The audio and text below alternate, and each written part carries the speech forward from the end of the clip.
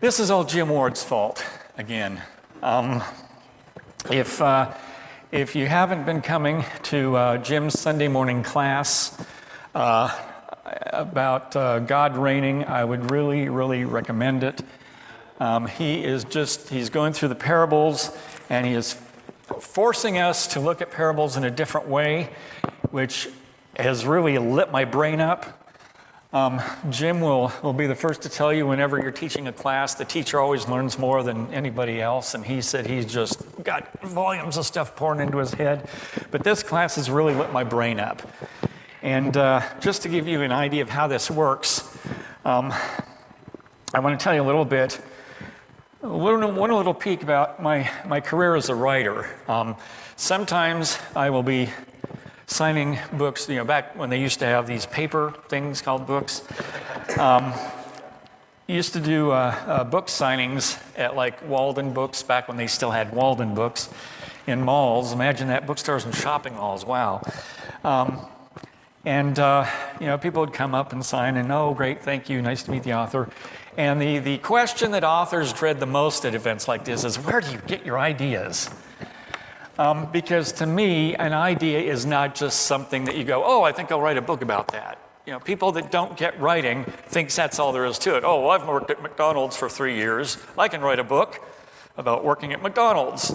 A little bit more to it than that, and I have this long, complex theory about how ideas develop, but I've only got 2 hours today, so I'm not going to go into it. And I'm really tempted when people say these things to me. I'm tempted. Stephen King had a great answer. He used to say that he got his ideas from a catalog from a company in Poughkeepsie that would send out a catalog every now and then. And, I can write that one. And you send them the money, and if you're the first one to pay for that idea. I always love that. But then the other thing I get is, well, I bet that you carry a notebook around and you write all your ideas down. And no, I don't. I've often said I'm the writer that doesn't carry a pen. And they're like, what? Well, what do you mean?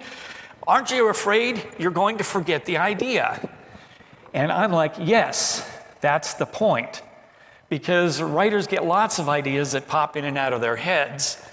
But some of them can be pretty lame. Some of them can be really lame.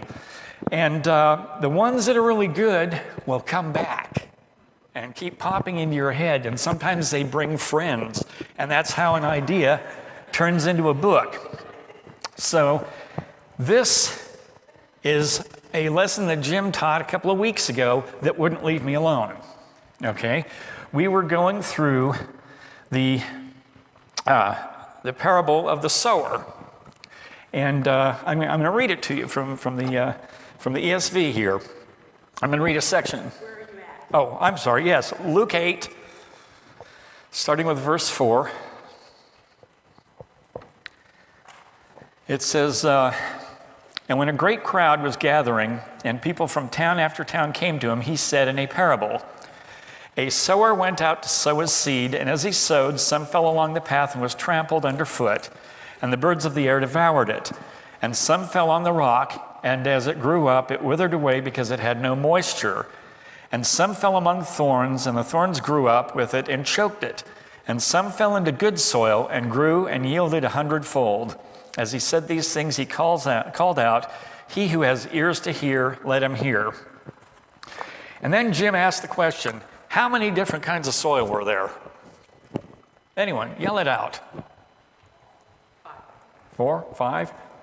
Okay, that's what somebody said. Somebody said, oh, it was 4, it was 5, whatever. And I got to thinking about that. And so I raised my hand and Jim went. And I said, can I disagree with that? And instantly Jim was wishing he hadn't been selected to teach that class. And I said, I think there was only one kind of soil there, actually. And Jim, knowing that I tend to think in his class sometimes this way, and he wants to go this way, he said, oh, yeah, okay, but let's talk about this. I love you, Jim. But this notion would not leave me alone. So I kept thinking about it, and I thought, now I have a venue to talk about this. So that's what I'm going to do. My contention is that if we're talking about this soil, and this soil is the human heart, then there's really only one kind of human heart, just like there's only, in this story, there's only one kind of soil. And the conditions it finds is what the environment, what the world has done to the heart, as opposed to it being bad from birth or something like that. So what I want to do is I want to take a look at Christ's interpretation of this parable and talk a little bit about what the environment has done to the human heart over the course of this. And in doing so, we kind of get a map of, I wanted to say a map of the human heart, but it's maybe more a map of what the world does to the human heart in the course of things. So let's jump down to verse 11 and take a look at the path. And it says, "Now the parable is this: the seed is the word of God. The ones along the path are those who have heard. Then the devil comes and takes away the word from their hearts, so that they may not believe and be saved." Simple enough. There's nothing for the seed to sink down into because the heart has become hardened. Now, how does soil become hard like that? It's the same way that savvy architects and landscapers put in shortcut sidewalks. Okay? This is something that was new to me, and I heard about this, I think, 20 years ago, when they put in like a college campus or a corporate campus or something. Instead of putting in all these little shortcut sidewalks, they just put in the main sidewalk in front of the building, and then they put in the main sidewalk down by the parking lot, and they don't put any little sidewalks down to connect the two. And they sod the grass, and they just let it sit. And at the end of the summer, they go and they look at where the grass has been trampled down. And they figure that's the path of least resistance, and that's where they put the sidewalk. It's where all the people are walking. And so this is a kind of abuse that the world can pile on our hearts. We just kept getting trampled down. Cares of the world, bad things happening or whatever. If you're in Pharaoh's case, you're born into a family with no use for a single God or something, and the world is just trampled down. And you get this thing where the seed has a path of least resistance is just to lay there. My son, the economist, calls this the low-hanging fruit. This is the easy stuff to get to. And that's kind of how Satan works, is there are things that he knows he can get us, but it's hard to do, so he finds the easy stuff to pick at us. And that's how this works. This is kind of like Felix, the story of Felix in Acts 24. What happens at this point in Acts is Paul has appealed to Caesar to plead his case because the Jews keep trying to persecute him, whatever. And so he starts going up the chain of command. It's like appealing to the Supreme Court, and then the state Supreme Court, and then you go to the local jurisdiction, and then you end up at the national Supreme Court or whatever. And so he's working his way up through a series of bureaucrats, and he ends up in front of Felix, and he and his wife Beatrice sit down and are talking to Paul, and Paul lays it out for him. And what happens to Felix? He gets scared. He's like, some more convenient day on thee I'll call. And interestingly enough, that's where we get some of the lines from the old hymn, Almost Persuaded. And we find out that Festus is the same way, and he's the one that actually says, almost you convinced me to be a Christian. And so he makes his way up through these men, and these guys, if they become a Christian, Felix became frightened because he had everything to lose. We talked in Jim's class today about what do you lose when you become a Christian, and I could digress and talk about that for half an hour or two. You got to come to this class. So he's just petrified by the word and rejects it just because of what he's got to lose. So that's one way that the world treats the heart. Let's take a look now at verse 13. And it says, "And the ones on the rock are those who, when they hear the word, receive it with joy. But these have no root. They believe for a while, and in time of testing fall away."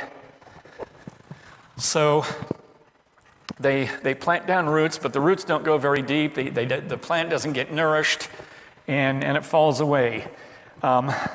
In this case, how does the soil get that way? Around here, and in a lot of parts of this northern part of the world, the stones get here from a little something called glaciers that happened 10 or 15,000 years ago. And basically, as the ice came sweeping forward, it would kind of scoop up rocks in a huge pile, and it'd scoop up boulders, and they would get water in them and then freeze, and the boulders would break. And so you had rocks that are just left in a trail down to about maybe a little bit south of here, I don't know. Just glaciers leaving rocks behind. And you go to places like Ireland, and over the years, as they've plowed their soil and the plow hits a rock, they would pick up the rock. And if anybody's ever seen The Quiet Man with John Wayne? Best John Wayne movie ever. My favorite John Wayne movie is The Quiet Man. You look at these stunning vistas of Ireland, and you see these neat rock walls all over the place that pen off these little fields and pastures and things like that. You know where those rocks came from? They were dug out of the ground, and what do we do with the rocks? Well, let's make a wall, and they just start stacking them. And that's how Ireland got all these rock walls. In Wisconsin, in many centuries later, when they were settling Wisconsin, they didn't want to make rock walls, and so they would just put a large box on the back of a wagon and chuck them in. And that's where we get the expression, "dumb as a box of rocks." And anyone ever heard that? Great story about this. I did not hear this expression until I was in my 20s. My wife had a friend who was from Wisconsin, and we were having dinner over there one night, and we were talking about somebody, and she said, "Oh, he's just dumb as a box of rocks." And whoa, where did you get that? "Oh, we say that in Wisconsin all the time." And whoa, okay, that's pretty neat. The punchline is, a couple of years later, I was working with a woman, and some guy came into the office and did or said something really stupid and walked out, and she goes, "Boy, he's dumb as a box of rocks." And I looked at her and I said, "Are you from Wisconsin?" And she was like, she thought I was Kreskin or something. She thought I'd read her mind. Or, "How did you know I was from Wisconsin?" And I didn't want to give away my secret that the only people I'd ever heard use that expression were from Wisconsin. So I just said, "I can just tell by the way you talk." Well, it's true, magician keeps his secrets. So I became known as Joe, who can tell where you're from by the way you talk. I don't know. But what happens here to the human heart is stuff just gets piled on. And you start carrying a lot of weight on your shoulders, whether it's your finances or whether it's your job situation. And these things can just choke off your growing spiritual growth. We see an example of that in Acts 5 with Ananias and Sapphira, because they started out, they wanted to do something wonderful, and as time went on, they decided, well, it's going to be good if we do this, but let's keep a little bit of this behind. And we all know how the story ends. They both get struck down at separate times in a rather dramatic fashion. But they never let the word of God just take off in their heart, because they had so much piling on them from the selling their land or their greed or whatever. So that's something else that the world can do to us. Moving along, in verse 14, it talks about the thorny ground. And here it says, "And as for what fell among the thorns, they are those who hear, but as they go on their way, they are choked by the cares and riches and pleasures of life, and their fruit does not mature." So, how does soil get choked with weeds? This is something I didn't know about until I came out to Ohio. And Henry has, I grew up talking about the back 40. Henry has like the back 120. And so I would be walking my dog, and I would get to see close up the way they would work the land and everything. And what's really neat is, as they plow the land, there are places where they can't quite get in with the plow. There are either trees or a stream going through there, or maybe it's swampy, or maybe it's just so close to the road that they don't worry about it, because they don't want their seed to fall on the path where the rocks are or whatever.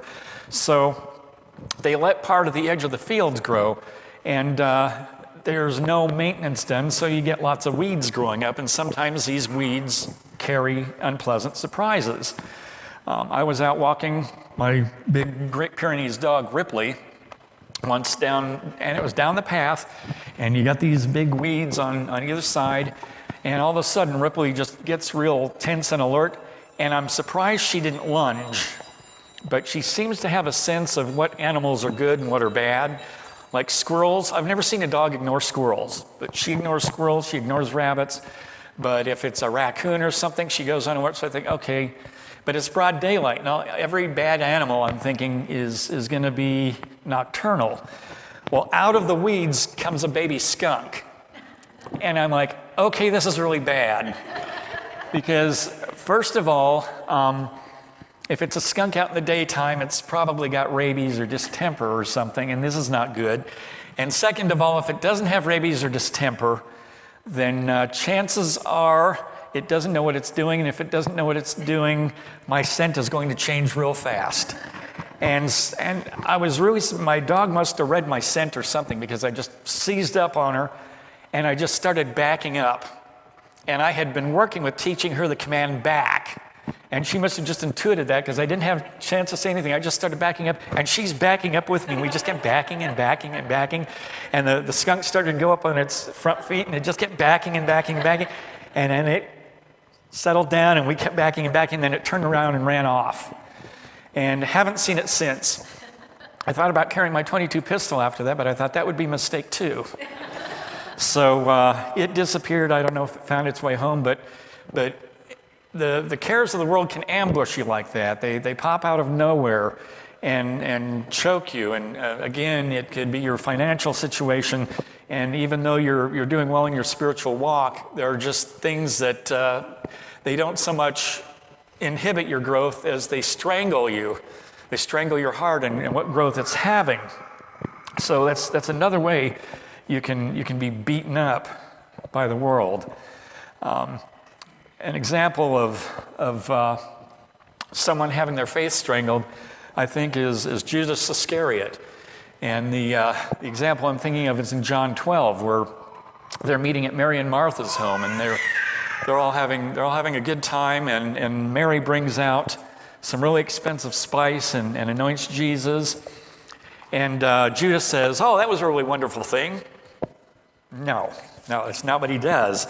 He's like, "Well, we could have taken that down, and we could have sold it on eBay, or taken it down to the pawn shop or something. We could have sold that and given the money to the poor."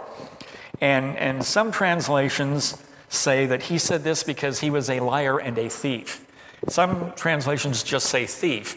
But whatever it is, the next verse is pretty telling, because it said he would carry the purse of money that they would give to the poor and help himself to it. So he was like, the first president of a benevolent organization that paid himself before he, we've all heard these controversies about benevolent companies that spend 20% of what they take in on what they're actually supposed to be doing, and the rest is on infrastructure. Maybe that's where it began, I don't know. But he neglected what was the important thing, and he missed it because he was so worried about the money and getting the money and keeping the money, and considering the way he looked at Christ, he was probably worried about the politics of the situation. He may have been one of these guys that figured that Christ was going to be one of these military leaders like the Jews had been expecting to immediately overthrow the oppression of Rome. And as he's walking with Christ and learning what his ministry is like, he's starting to see, wait a minute, this isn't the case. And so all of this is strangled out of him, and this disillusionment sets in. So we have to watch that we don't get our hearts strangled. And finally, the good news is that there's good soil as well. And in verse 15 it says, "As for that in the good soil, they are those who, hearing the word, hold it fast in an honest and good heart and bear fruit with patience." And then he goes on to talk about showing your light and nothing is hidden. This is where the word takes root and means something to you, and you are able to take that meaning and impart it to somebody else. And I think an example here of this is of Saul of Tarsus, because here you had this zealous guy that was running around persecuting the church, and Christ intervened, and he saw firsthand for himself what he was persecuting, and the word took root in him, and he changed the world. It was just an amazing thing. And that can happen to us. Now, we may not travel all through the old world and preach, but we can change the world around us if we let the word grow uninhibited. And how does the soil get like this? Well, we've seen all the pitfalls. We've seen how it gets trampled down by the path and strewn with hazards and the rocks, and we've seen how the weeds choke out. But this is where the work comes in, because it's through cultivation and care for the soil or care for your heart that all of this change is able to come about. As you look through the Gospels and you read Christ's lessons to the people over and over and over again, and when he's talking to the disciples and the apostles, how often does he say things like, the fields are ripe for harvest, or we need to send workers into the field, and we need to be able to do this. Part of that is just reaping what God has already sown, but I think in our circumstances here, we need to cultivate soil. We've got people whose hearts have been beaten down by the world, and we need to till that soil. We need to clear the rocks from their hearts. We need to prune back the seeds and take care of the soil. And that is something that is on us. We need to cultivate, because we have got so many new hearts coming in that have been beaten up by the world. We say, these hurting people coming in the door and they're looking for something, and this is what we can give them. It's a big job, but that's why there's so many of us. That's why we have community. That's why we keep talking about building community. That's why we talk about making disciples, so we can go out and cultivate these new hearts that are coming in and responding. Because it says early on that these are hearts receptive to the word, and we need to make their hearts tender to that when the word falls on them. Yeah, it's a big job, but we've got some help with this. We have the great physician. The world's greatest cardiologist is there to help. And through Christ and showing his example and reaching out and just helping those who are hurting and broken and working on their hearts, we can take the Felixes and the Ananias and Sapphira's and the Judases, and we can rework their hearts into tillable soil. And it's a tough job for a community, but God thinks we can do it,